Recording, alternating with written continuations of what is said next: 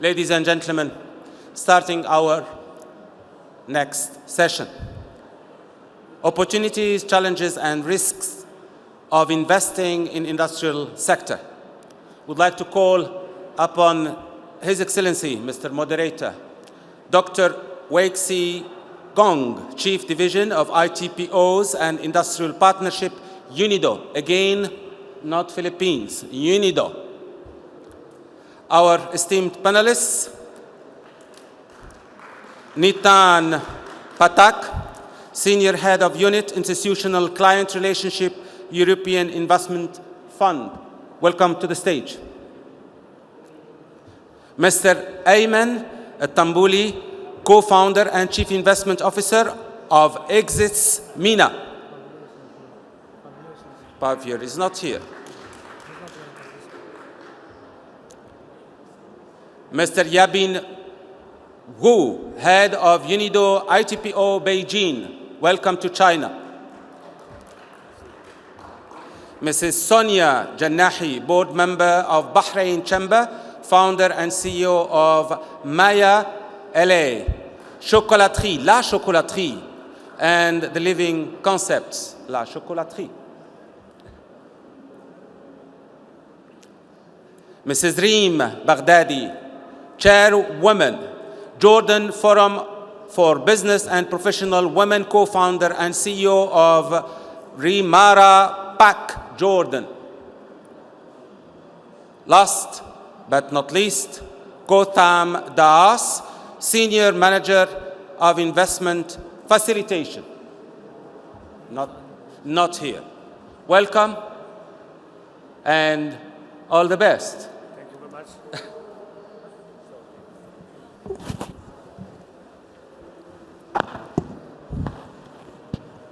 So let us look back. The theme of this session is on the opportunities, challenges, risks of investing in the industrial sectors. By chance, in the previous session, we are talking about the return on investment in the manufacturing sector is not that much high. And that means already a risk. And it's not like investment in other sectors, maybe quicker and better. So that is our contribution or dedication of the manufacturing investors.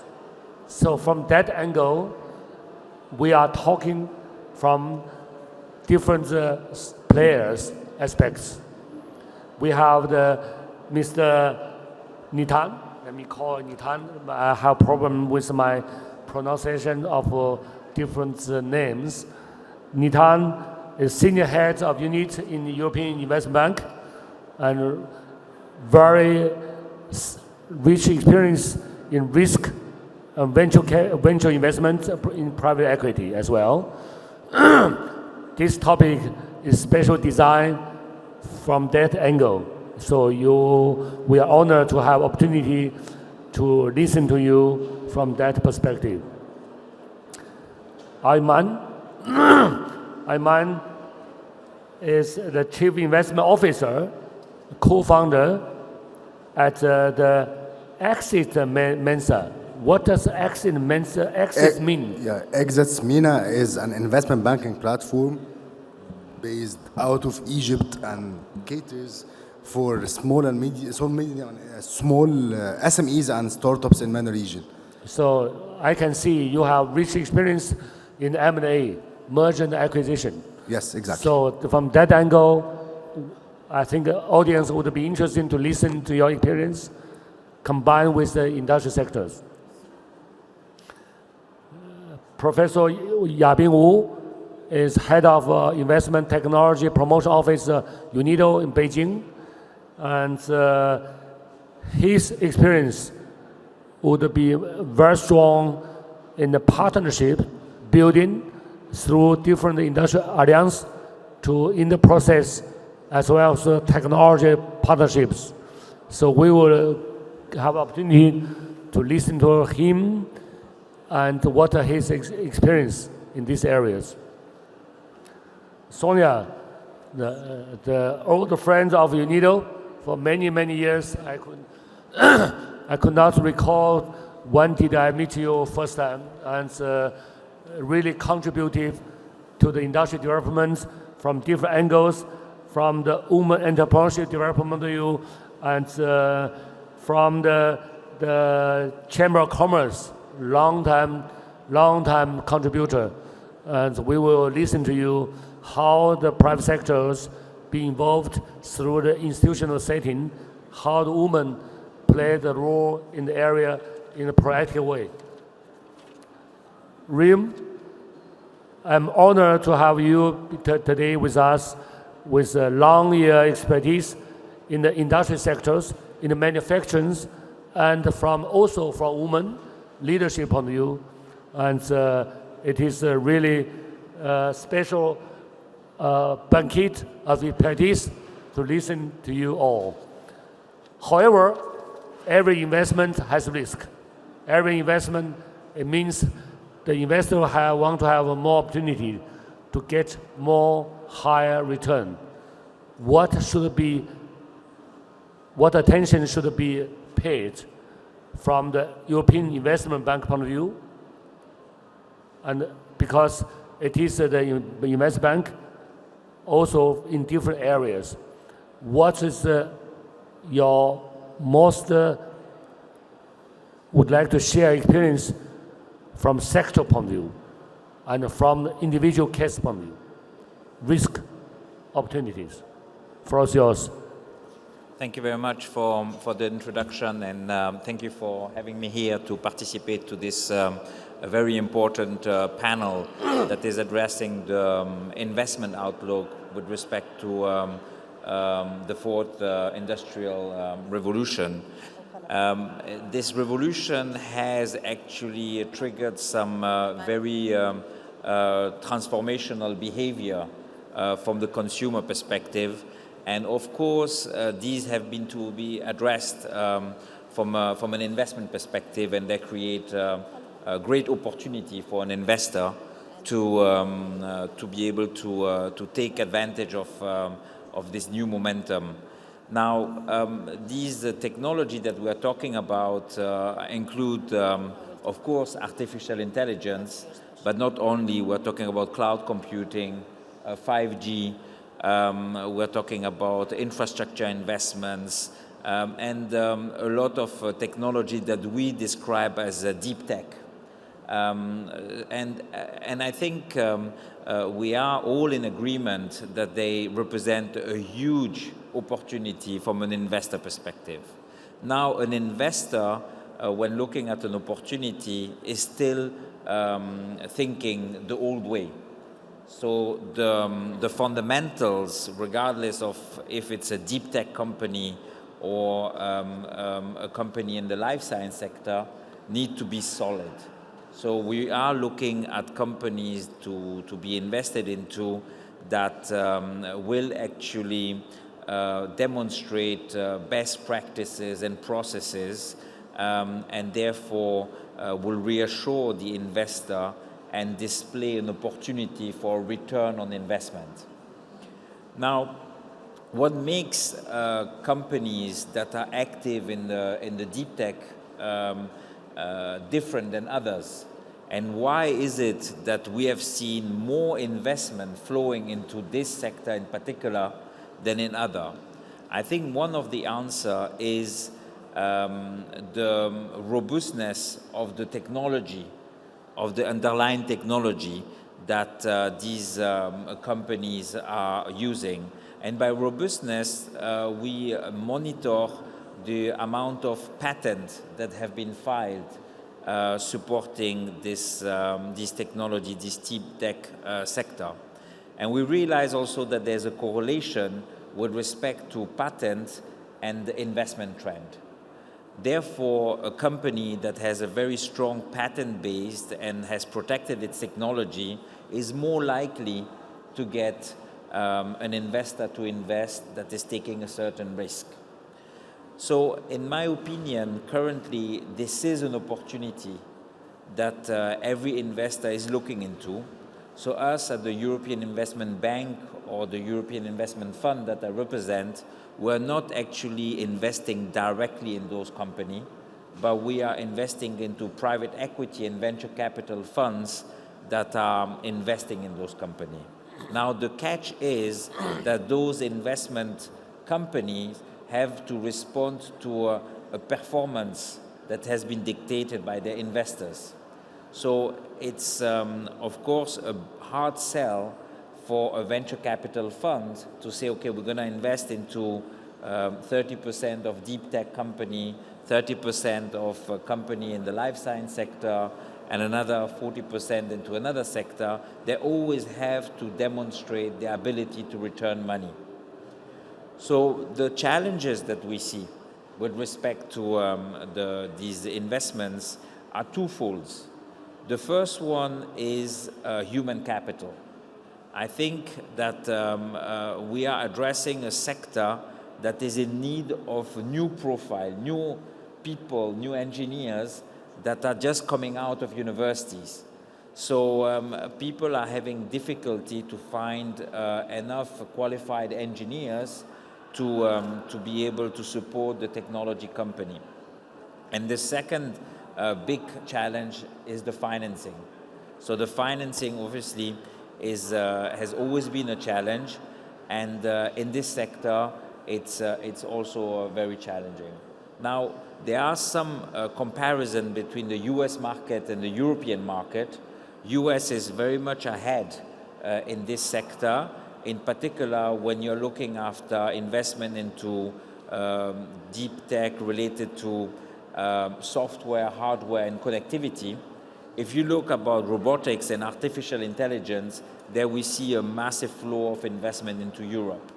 So I think in a short summary, the way an investor is going to invest into a company or a startup that is providing a solution in the fourth investment revolution space or the deep tech space is not going to be much different than any others. We need to make sure that there's a positive return on investment and that it creates value that has an impact on society. Thank you, Nitan. From your conversation, I understand you do not differentiate the investment in the digital transformation firms from the traditional firms. Exactly. You do not have a difference. You do not differentiate it. Number one. Number two, you invest in European Investment Bank does not invest individual firms. You invest in private equity. Exactly. And number three, you have your special pattern to judge the investment decision. Exactly. So, thank you very much. That's 3 points to take away. And in this regard, I have a brief question.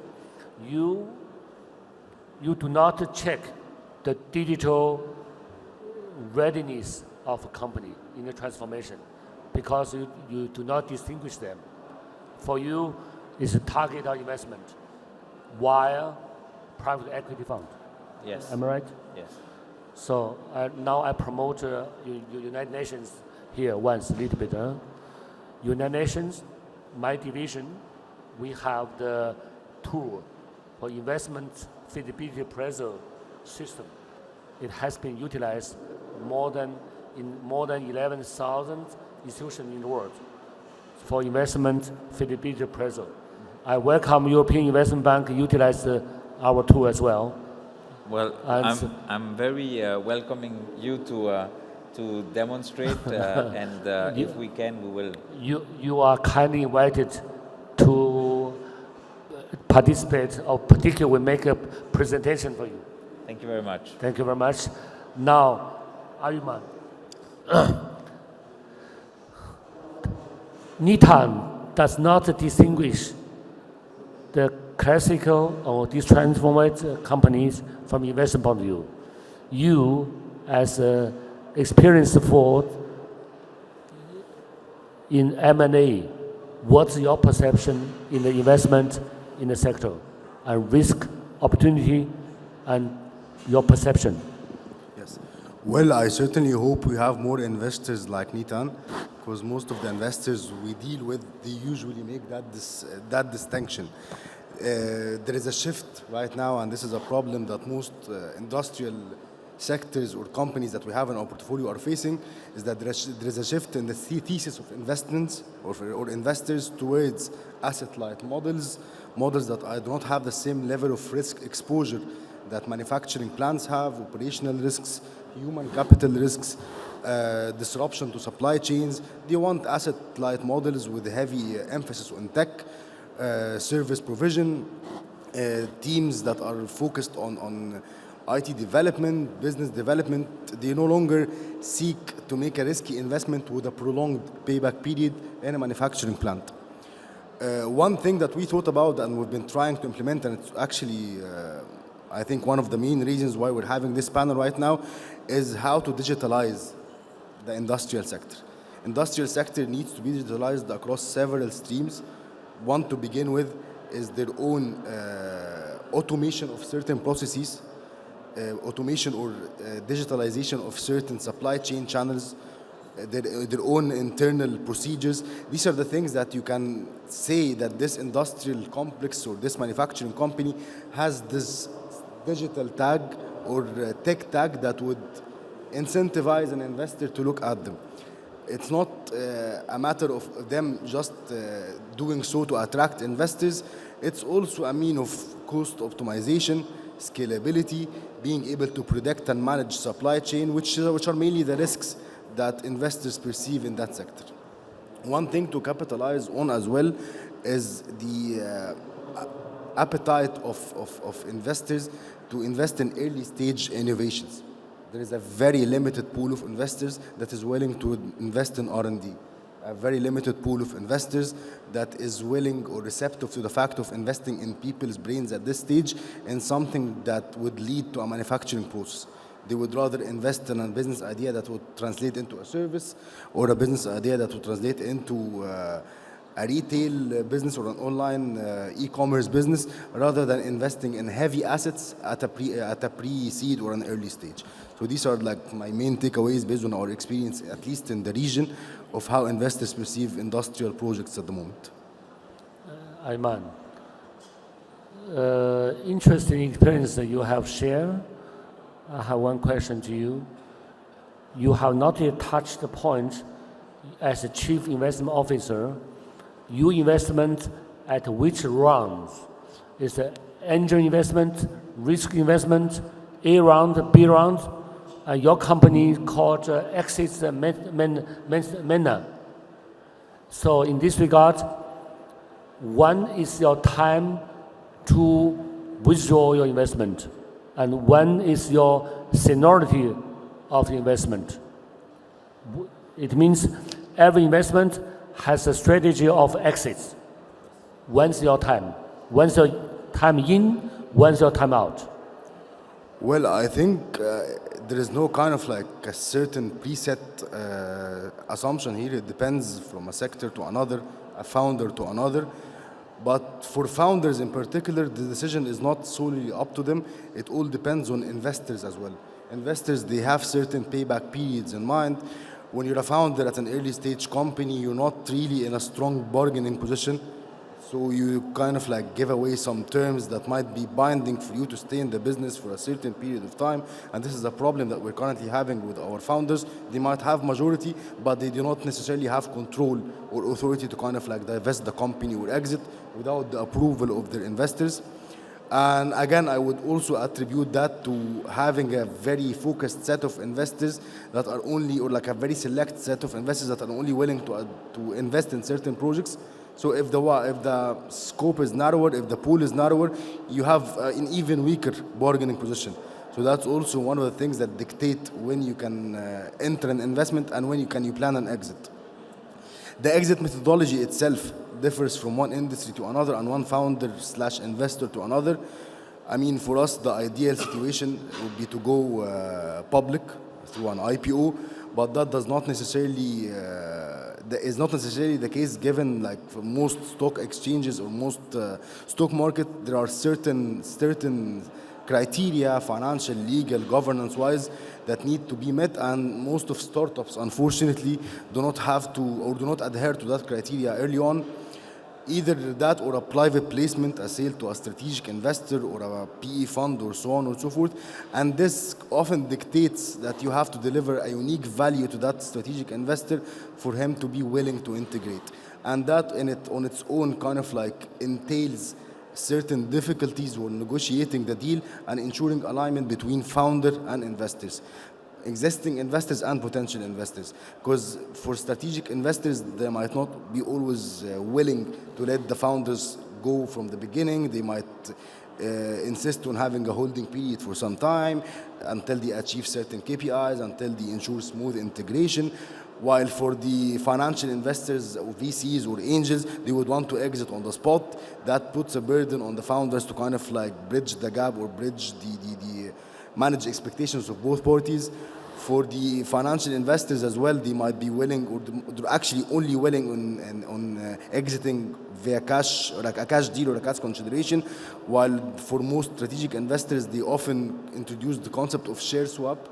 They wouldn't want to pay cash in advance unless the KPIs materialize. They would often give some shares to the existing investors or founders, then put a call option for them to kind of like acquire those shares at a later stage with a certain valuation. This often complicates things as well. So to answer the question, there is no right or wrong when it comes to your entry strategy or exit strategy. It has too many factors to consider. Thank you very much. I may mention one keyword. The essence of investment is the money making. It's focus on return investment. Ignoring it is a strategic investment or financial investment. That is the essence of his long statement. Okay? Bear in mind, we understand the essence of investors. That is the nature, that is the money flow. However, we should consider also there's some aspect is called ESG, impact investment, environment, social, and governance. Consider also social factor, environment factor, and public good. That is the point maybe in the future Ayuman can take into account as well. Now I give the floor to Professor Wu. What is the ESG embedded in the process of partnership building for investment in the sectors? Experience of fourth in UNIDO, fourth industrial revolution alliance. Floor is yours. Thank you, Wei-Xi. As we all know that the fourth industrial revolution, energized by the advanced digital production technology, we call it ADP technology, is fundamentally changing the world, including the consumption, production, and the society. As it brings a lot of opportunities, a lot of people mention that, it also brings a lot of challenges. The biggest challenge, I think we all agree, is the digital divide. According to research of UNIDO, the 10 front runner of the countries, they have the IPR of ADP technology for 90%, the global 90% of its IPRs, and also occupies 70% of the export powered by ADP technologies. And adding to the follower 40 countries, in total, so there are 50 countries, it could be stated as the active engagement in the fourth industrial revolution. So what about others? What about the vast developing world? So I think the digital divide is the biggest challenge. And we are UNIDO. We call us You Need Do. So we all know that the following 10 years should be the decades of actions. Right? So one of the methodology to promote the ESG investment, or we call it impact investment, which focus on the long-term value. The core of it, I believe there are 2 points. The first one is inclusive investment. So when we made an investment, we need to take into consideration what's the effect on the Western, the inward part or the underdeveloped part of a country, of a region. What can it help, the marginalized group, including the women, the young, and the minority groups? And what will it do to the SMEs? For example, a lot of advanced technology was bought and occupied by the big names, by the multinational companies. So what could we do? So one of the key methodology of UNIDO is the institutional partnership. That's what Wei Xi mentioned about UNIDO have 4 Industrial Revolution Alliance in the world. So we have organized the 4 categories of partners inside our alliance, which includes the policy partners, policymakers from government, from local government, and from the enterprise, and also the business partners, industry partners, as well as knowledge partners. Through this alliance, we can have a brainstorm, we can have alliation of our policies, and we can have a global core. So we can use this alliance as a platform to share our ideas, how to utilize the 4th Industrial Revolution to promote the inclusive and sustainable industry development, as well as to take care of the laggards and to left no one behind. So that's what I want to share. Thank you. Thank you very much, Professor Wu. In the panel, you see the European Investment Bank, you see the professional investor, you see the United Nations, you see also the regional respect. Ms. Wu mentioned not only the UNIDO practice, but the alliance sits in China. Yes. At this stage, we have opportunity to learn the practice in Bahrain and practice in Jordan. UNIDO has a national counterpart traditionally with the Chamber of Commerce and Industries. Now we have the floor, Sonia, the board member of Bahrain Chamber of Commerce, and share experience from your aspect for investment in the sectors and women practice as well in Bahrain practice. Thank you. Thank you so much. I'm going to talk about the Chamber's role in the industrial sector, and I'm going to leave about women in industry to my colleague, Dr. Reem, because that's more her specialization. But in general, one of the things we did in the Chamber is that we don't have a gender-specific committee. Women are in all committees, including industrial committees, health committees, tourism, technology, education, food security. So women have to be present in all sectors, regardless of which sector it is. Logistics is one of also the key sectors. But speaking of opportunities, one of the things we realized in the Chamber is that when it comes to industrial issues, there's a lot of opportunities. And you can even have industrial tourism. And this is one of the things we focus on because our focus is primarily on downstreaming. And when we focus on downstreaming, we open up major opportunities for a lot of SMEs to invest in, a lot of SMEs to join together and play a major role, not just in supporting the country's GDP or enhancing the per capita investment, but also supporting themselves individually and as a group. Industrial opportunities are, in the sense, I have an example. I set up the first chocolate factory in Bahrain. And I looked at it from an industrial perspective, but focused also how I can collaborate between industrial ethics and artisan production and health factors. And all this brought together created major opportunities, not just for myself, for every single employee who joined me to learn and capitalize on this opportunity.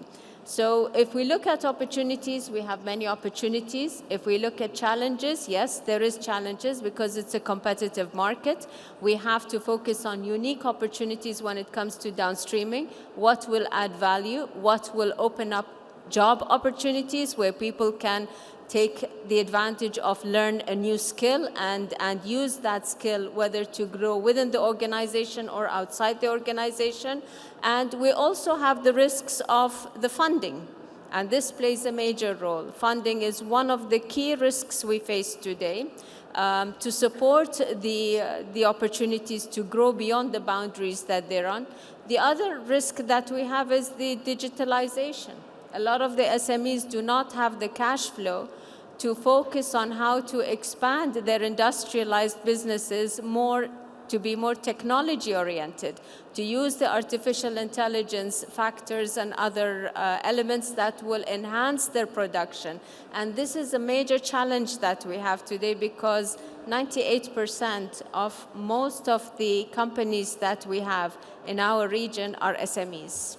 They're not medium, they're not, they're more, even the medium is not smaller, on a lesser scale. And COVID, unfortunately, made the the medium companies small and the small companies micro.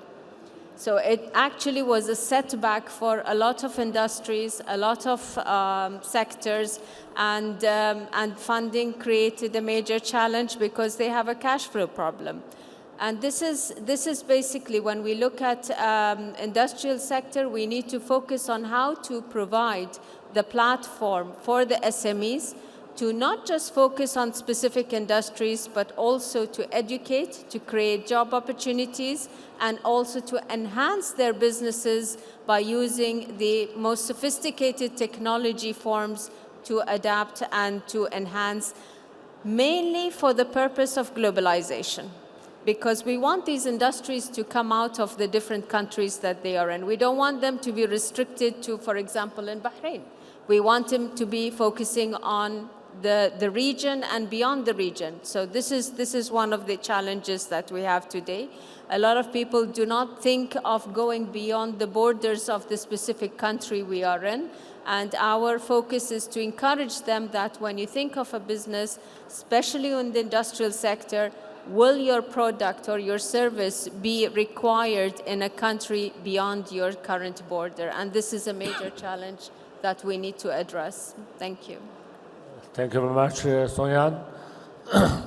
We have some common feature here.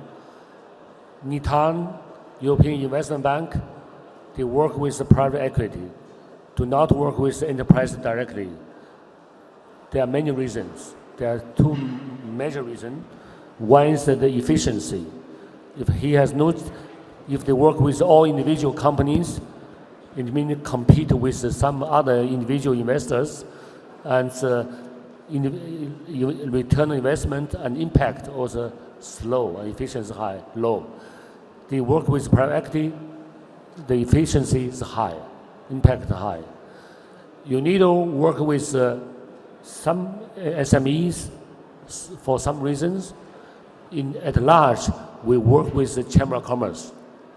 So we build up a capacity, institutional capacity building for Chamber of Commerce at national level, and national level Chamber of Commerce work further through their sector-specific committees in out these SMEs, further knowledge sharing, further capacity conveying. So that is the traditional partners that share with you, Nitan, and share with the other audience. Now we have the special rooms here as the Jordan Forum for Business and Professional Women, chairwoman, and co-founder of the Rimari Park, Jordan, on women entrepreneurship and expertise in the sector. Rima, floor is yours. Thank you. Good evening, everyone, and thank you, Mr. Wixie. I'm going to actually to talk about the challenges that faces women in manufacturing. Since I'm in manufacturing sector from 2005, I established my own factory, me and my sister, and since that time we've been running the business in Jordan. Now the challenges faces women in manufacturing are actually a lot of challenges, but I'm going to focus on 2 points. The first is the shortage of skilled women in manufacturing, and the other one, which is related to it, is the professional development for women manufacturing, especially in this period of time where smart manufacturing is taking over. To go back and talk about the shortage of skilled women in manufacturing, we have many reasons. One of them is some kind of misconception regarding women who work in manufacturing. It's been since a long time that people believe that this sector or manufacturing is not safe for women. It's not a safe environment for women to work on. They believe that this manufacturing sector needs a lot of, physical capacity and ability in order to work on. Back into early ages of in education, the early stages of education, we see that it's built in our head that women are actually not for the businesses regarding science, mathematics, engineering. They are more in the healthcare, they are more in education, they are more in services. These are actually in the background of our heads. Plus, I think that also when people look at the manufacturing sector, they see a male-dominated sector. It's male who appears in this sector. Women exist, but we don't see them. Another challenge is that, related to the last point, is that we don't see a lot of role models in the manufacturing sector.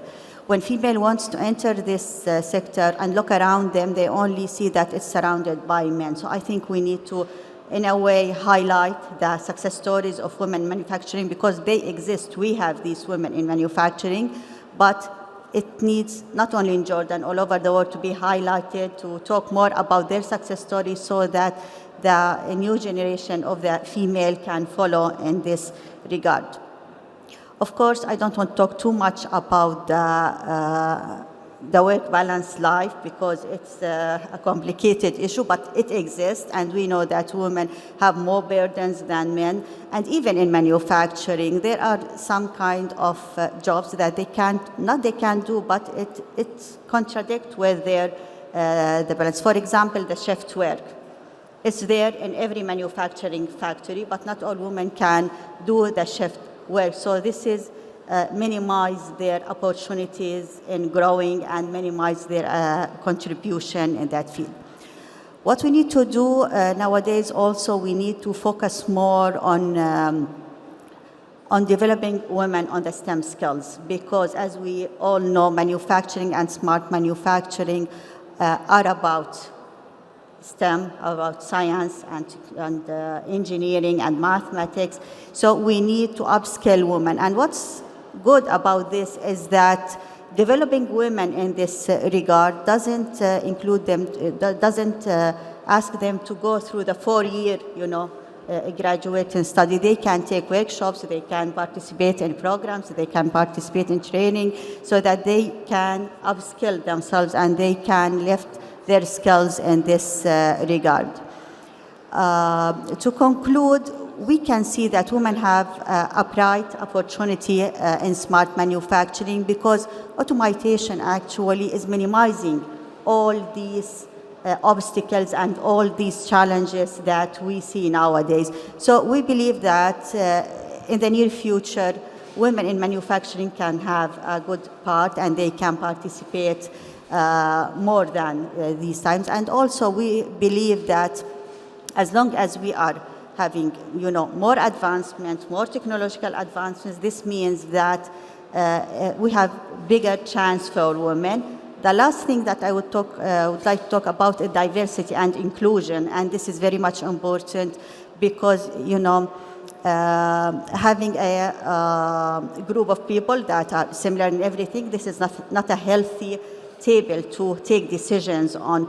You need different perspectives, you need different points of views, you need different needs also to express themselves more. So diversity in the decision making and having women also in this is very much important. Thank you. Thank you very much, Raymond. Women deserve to enjoy the high respect by the society.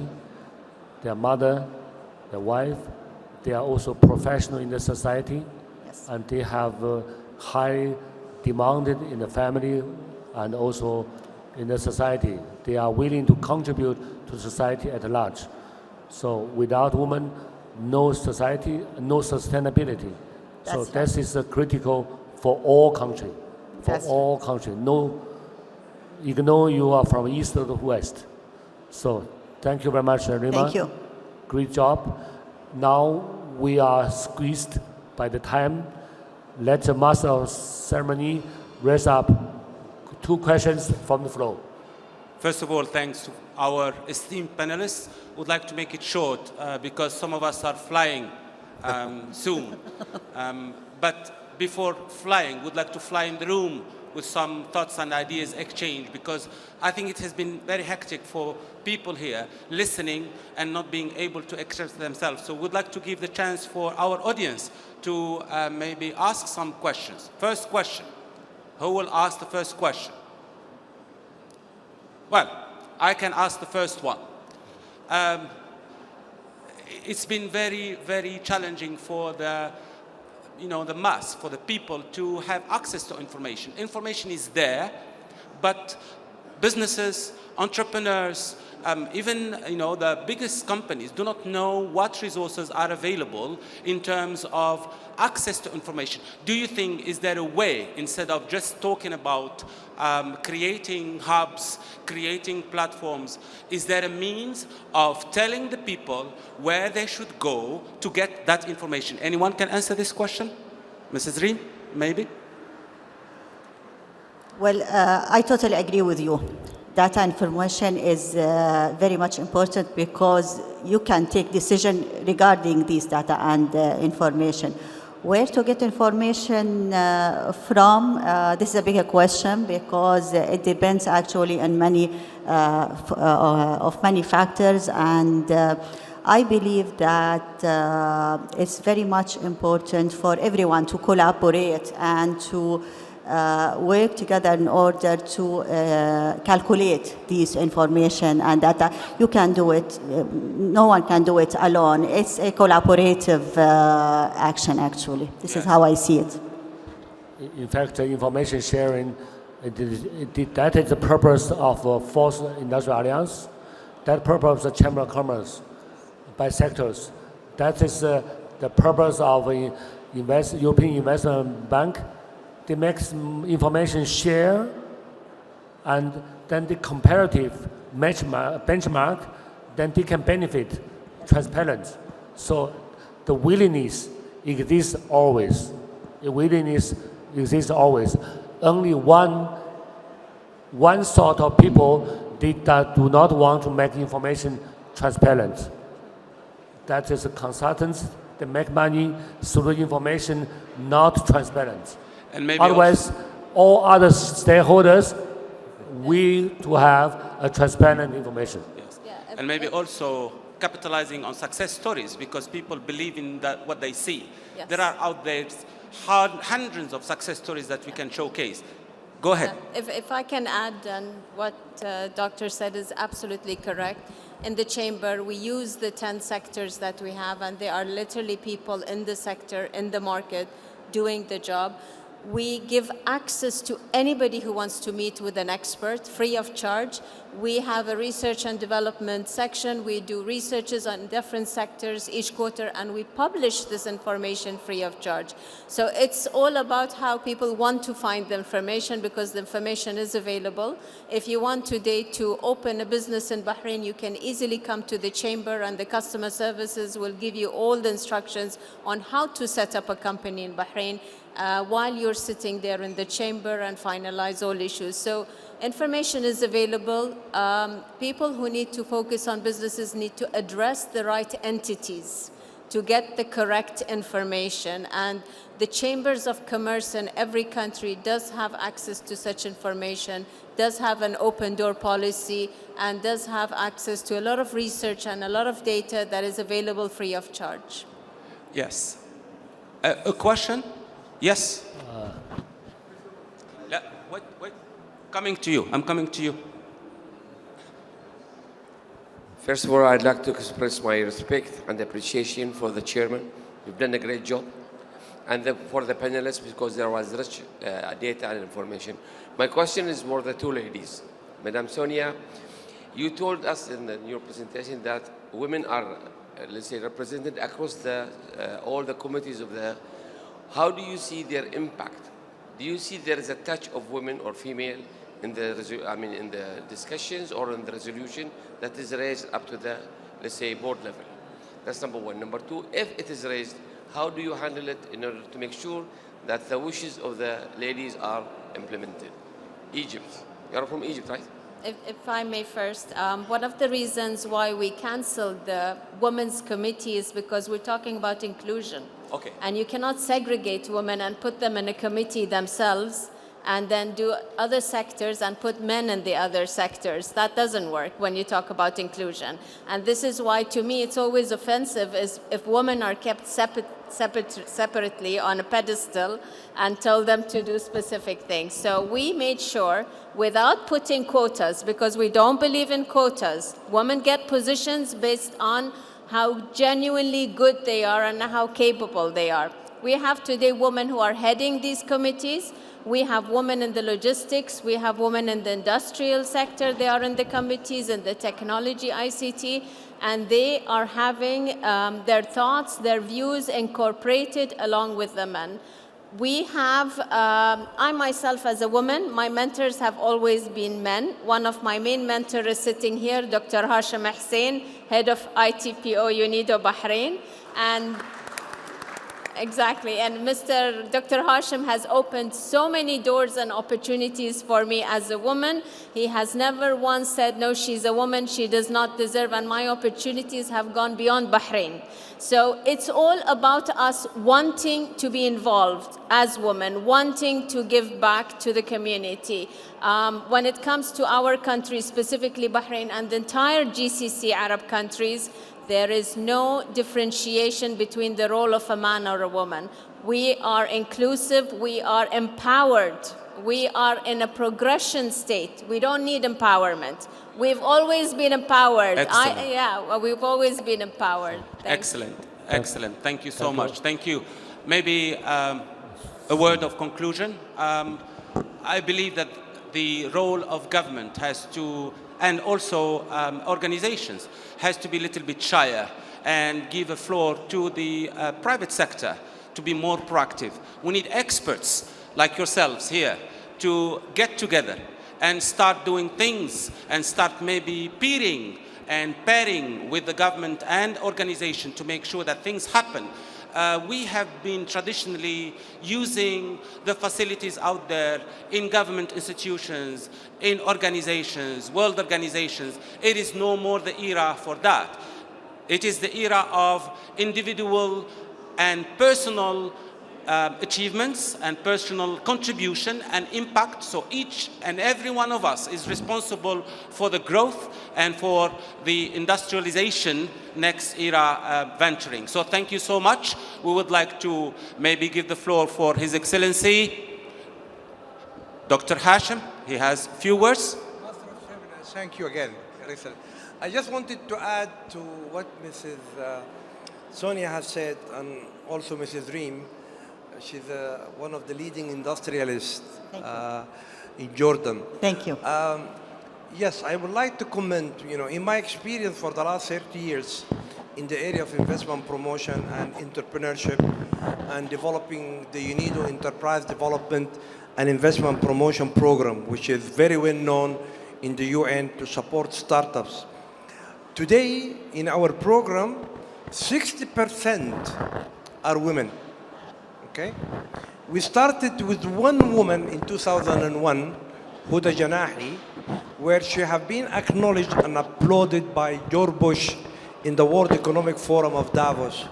And he said she's an example, inspiring example of women worldwide. And he said she went and she entered a program, which is our program for business development. Fine. I just wanted to mention here that over the years now, we manage and we grew with women entrepreneurs. Now we're starting within UNIDO what we call global women entrepreneurs.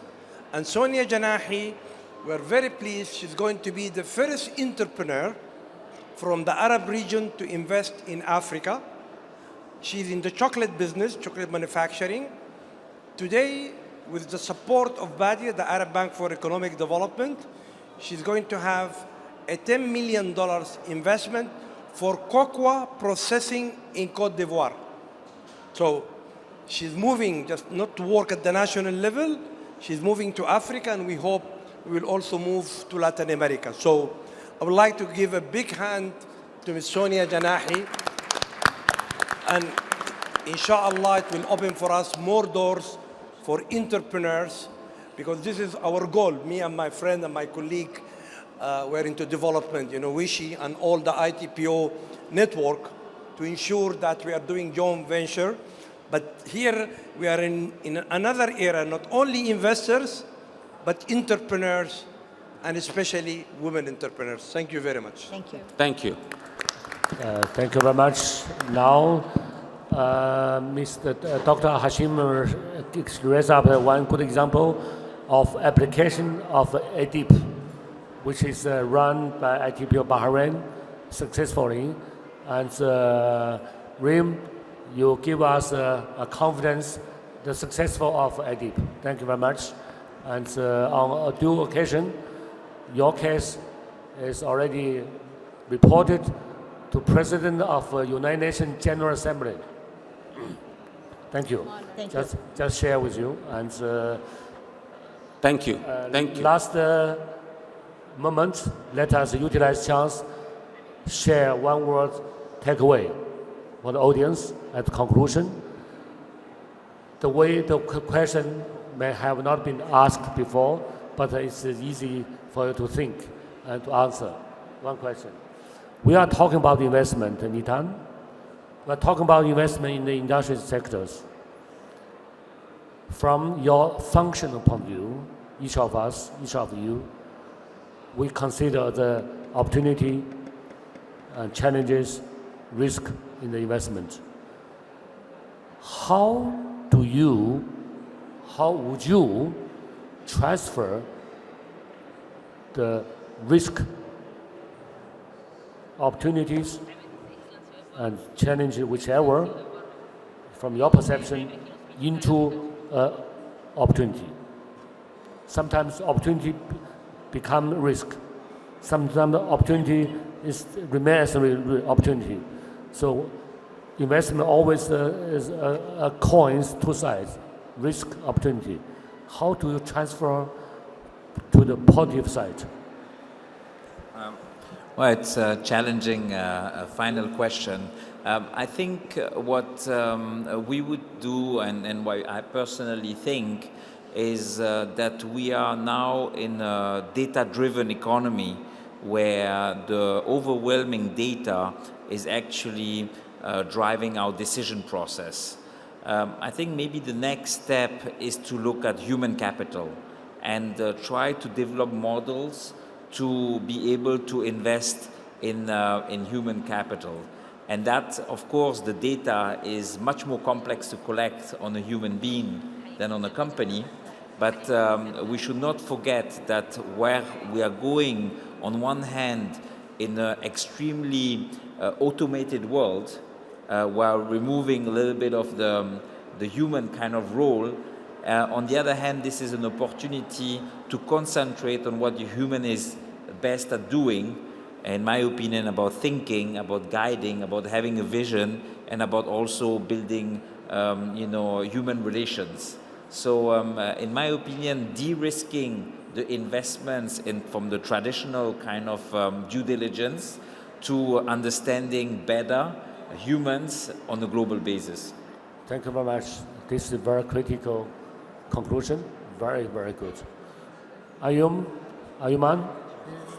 Same question. Well, I think Nitan answered it pretty well. What I would just add is that any investment agreement between an investor and an investee is essentially about risk allocation and risk pricing. If there are elements that can be properly assessed and structured in that manner, we're not going to be seeing most of the cases that we've seen in failed investments or investors pulling out from a certain sector because they haven't been assessing the risk correctly from the beginning. I think also multilateral development banks and international organizations can play a key role in de-risking or absorbing some of the risks that investors usually face in risky sectors or in the area of innovation and R&D in particular, because this is, I believe, at least at the early stage, is the only way for those investments to be streamlined and to eventually, in 5 to 10 years, be sort of like a mainstream investment. Thank you very much. Quick one, please. Your sentence is very long. Make it short, Mr. Porter Wu. My answer is very brief because in Chinese there is a word called 危机. The Wei means risk and danger, and Ji means opportunities. So there's always a together. UN is to finding the aim is UN is to finding the plan B for the planet, right? So when people focusing on investing the electric cars, maybe UN is turning to the green hydrogen. So I think that's the opportunity is always across the corner. Let's find it. Thank you. Thank you much. Sonia? Very simple. Diversification, globalization, affiliation, and partnership. These are the things we need to focus on. The question from Anya is also a very standard question. Answer like Nitan. Globalization, diversification, and partnership. Partnership, share risk. Globalization, global view.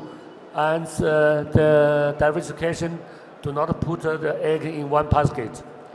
Go ahead. Rim, please. Yes, I also agree. It's about diversity and inclusion. Diversity and inclusion, I believe, is the key for enhancing businesses, for prosperous society and economy. So these are the key words. Thank you very much. Thank you. Rima has a special feature, society. Thank you very much. Now we finish. Return the floor to Master of the Science. Thank you. I think we are running out of time, but in conclusion, we'd like to maybe give a big round of applause for UNIDO for the best opportunity here to share thoughts and ideas, supporting the global economy and the global industrialization. Thank you for UNIDO Bahrain, UNIDO Beijing, UNIDO Italy, Germany. Thank you so much. Thank you for our esteemed panelists. In conclusion, before we take this commemorative photo together and a group photo with our esteemed audience here, I would like to say that many people have been asking me whether I was an MC. I'm not an MC. I'm an investment promotion director working for a beautiful emirate in the northern emirate of Ras Al Khaimah, which is a showcase of 6,110 premium world-class manufacturing industry that we would like UNIDO to showcase. We have a case study for you here. We've been existing since 43 years. We are excelling in the UAE. So the northern part of the emirate should also have some focus. And we have a ready-made case study for you. So this is our next topic of discussion. Let's do it. A group photo. Thank you very much. On this occasion, I want to complimentary mention the master of the ceremony mentioned the officer here from UNIDO. Not only, let me count on the name here presented, Beijing, Lagos, Nigeria, Rome, Italy, and Korea, Seoul, and Japan, and Buenos Aires, Argentina, and Vienna. Welcome on stage for a group Bahrain. photo, please.